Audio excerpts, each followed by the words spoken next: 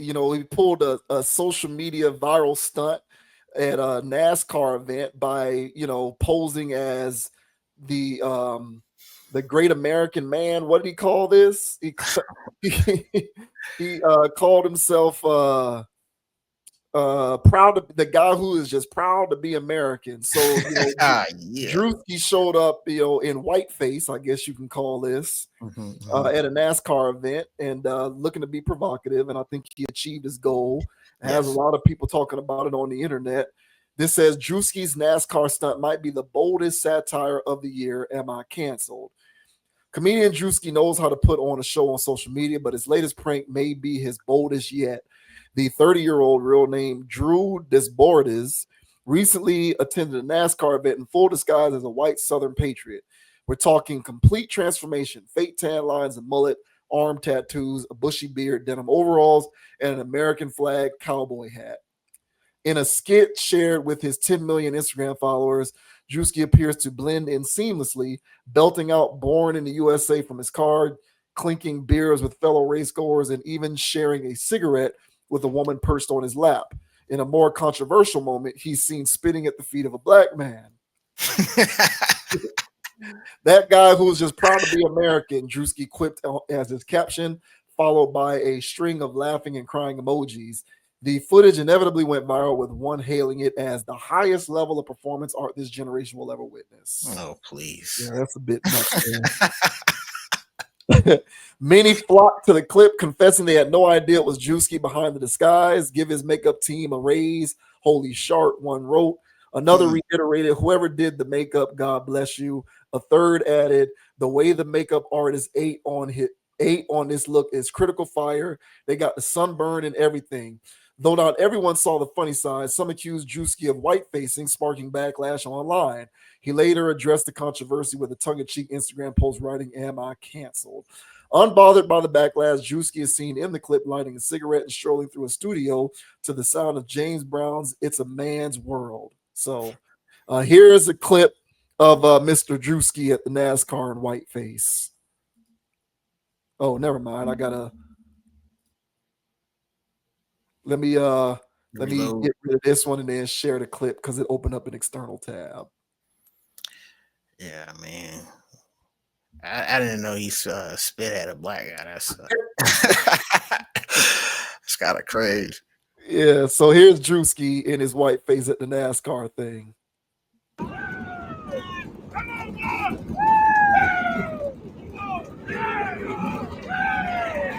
Here's the love. Here's the honor. If you can't come in her, come on her. Yeah! Born in the USA!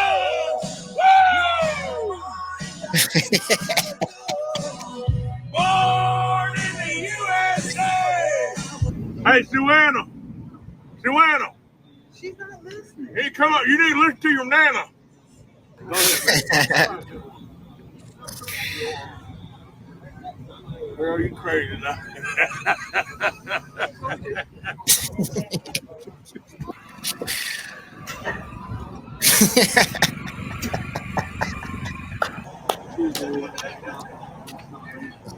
Hey, me Ma. How you doing, baby? How you doing, baby? Good. All right now. Mama.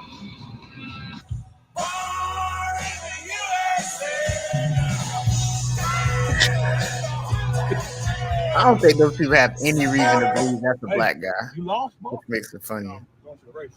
What race? NASCAR race. You going to NASCAR? Yes, sir. A little bit. You ain't lost, did you? No, I'm good. I'm going to the race.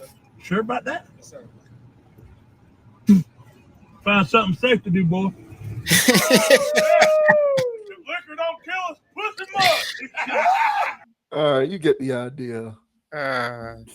So, I mean, yeah, I would imagine some people probably had a problem with that. What do you think about this skit?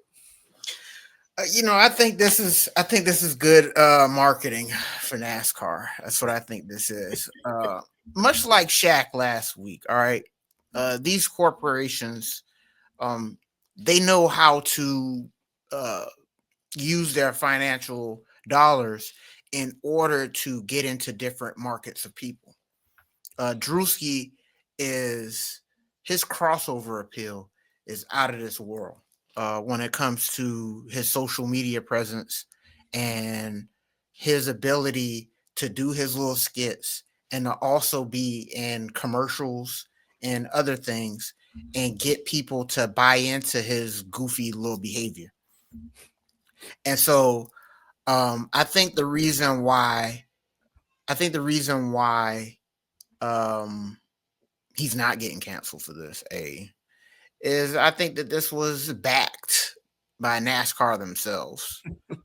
And then of course, B, that blackface has its connotations due to air quote dominant culture versus whatever culture. And the mocking that went on with that. Since the air quote dominant culture, is the dominant culture, they aren't protected because they're dominant, quote unquote. And so therefore situations like this aren't deemed as offensive, even though that there may be people from that class who get offended by it. But honestly, I feel as though because Druski, I mean, he's got a bag. This guy's got money. But I don't think he doesn't have enough of a bag for Ruby Rose, apparently, but he's got one. Yeah, I don't think anybody has that kind of bag. Okay, man, she crazy. He's clearly got a bag, and he does go. I haven't really seen him go all out this much for a skit, which leads me to believe that this was a partnership situation. Because the going all out isn't so much the skit itself, it's the makeup. I mean, the makeup is outstanding. It is, yeah.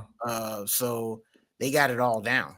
And so to me, this lends more of a professional skit and more of an ad and a commercial for NASCAR.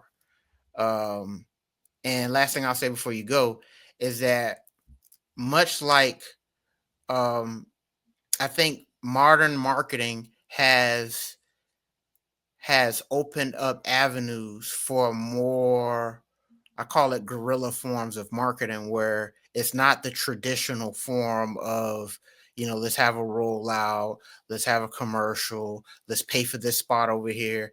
I think that they'll also pay for nowadays, they'll pay for influencers, they'll pay for comedians online to do skits and do things. And if it sparks controversy, all the better. Because what it ends up doing is it goes viral, people are talking about it, and it brings attention to your brand. So all in all, I think that this was an extended ad for NASCAR, a little bit different. But I do think it got NASCAR in the algorithm a little bit. Mm-hmm. So I think it served its purpose. And honestly, I got a good laugh out of it. But what are your thoughts, man? Yeah, man, what are your thoughts on Druski, parading around in air quote whiteface? Do you think he should get canceled for this? No, of course not. Because it was planned. This was definitely a corporate partnership between him and whoever's paying him to do it, presumably NASCAR. And I'll take it a step further because I don't disagree with what you said there. I'll also add on, I speak often about how, these days corporations want to ensure that they appear to be on the right side of history. Everything is about social rhetoric, social justice rhetoric, social justice commentary, and you want to make sure that you're on the right side of that. Corporations being on that environment, it's very beneficial to them. That's what's been happening now for the past 5 years, and 5 years and a couple of months. And one corporate entity that we haven't really had to talk about that with very much is NASCAR.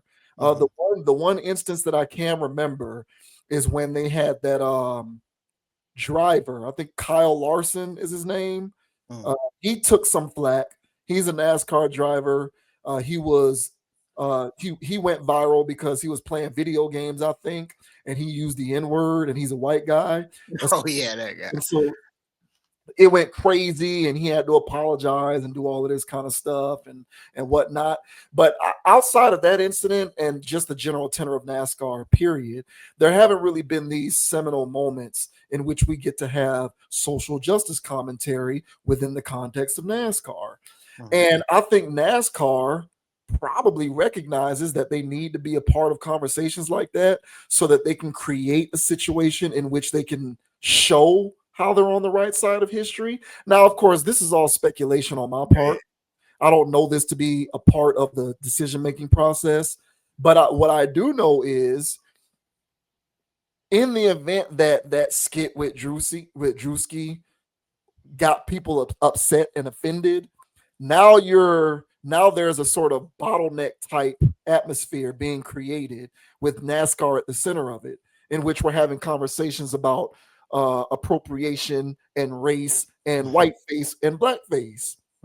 So I believe in 2025, those kinds of conversations benefit NASCAR, even if in the short term people are criticizing them. Agreed. Because what it gives them the opportunity to do is be contrite and apologize and say, we're going to do better and we're going to make sure that we're on the right side of this and all of this other stuff that every other corporation does whenever they step in mud. So I guess my overall point is these days, don't discount corporations creating situations in which they on purpose get to step on mud so that they can right the wrong and make themselves look like they're on the right side of history. Because with this heightened social climate that we're currently living in, it truly does benefit these corporations to make themselves more favorable and endearing to as many different populations as possible. So I think this gave them a chance to try to do that. Yeah, and I agree with that, man. Because they're at today's day and age, it's all about going viral for these corporations. And what better influencer out there to tap than Druski? This guy is built-in virality. So I think that this is more of a NASCAR situation, getting itself in the mix, getting itself in the algorithms. Because I know recently I had to look it up, but yeah, that I think his name that Bubba Wallace guy, because I know he won recently. He won something, right? And I saw a lot of negative commentary, from NASCAR faithful about that. You don't really hear much about NASCAR, as we mentioned, but here comes NASCAR being mentioned because this Wallace guy won. So black people are like, okay, yeah. And then I also saw the commentary from people on Facebook and other areas where they're being belligerent and anti-Bubba. So I don't know what came first here, the chicken or the egg, but Druski here to counterbalance that, get the blacks involved with NASCAR. Okay, I think all of this stuff is some PR situation that's going on. So all in all, he's not getting canceled. That's why he put that little tweet there or whatever that was, because like you said, bro, he knew he was being backed by this whole thing. This was a sanctioned event. So there's no way that he's going to be able to get canceled for something he got paid to do. Yeah. So, but hey, man, I feel as though the outrage for this one was selective and, but that was the intent. That was the purpose. The purpose was to, if it is going to rile up anybody, it's going to rile up the people who are online often and look for things to get riled up about. Yeah. And this certainly qualifies as that, which was a calculated risk on the part of whoever paid him to do this, because it creates an environment for people to be at the epicenter of social justice commentary. And for real, I really do mean that. And I think in this day and age, corporations do relish the opportunity to be at the epicenter of social justice commentary. I agree. Yeah, because I mean, it has its legs of its own. it does. Yeah, it does. Even like I said, even if in the short run, it's hard, it hurt. Even if it's hurtful in the short run, in the long run, it's beneficial because it gives you the chance to correct it, and thus making you endearing to people that you pissed off. And so I feel like it's an effective. I feel like if I was in one of these rooms, I'd be purposefully creating situation in which my employer can step in something so that at some point down the road I can apologize for it. That seems to be a business strategy. Yeah, absolutely. Yeah. To do better about it. And we haven't seen NASCAR engulfed in that, and again, this hasn't really, like, I'm not turning on the TV and seeing this. This isn't something that's huge, but within the relative pocket of troll world on social media and online stuff, it's making the waves, it's making the rounds. So it just gives them the opportunity to capitalize off of that type of dynamic where they get to say, hey, man, we didn't mean to offend, or we apologize, or whatever it is that they end up doing.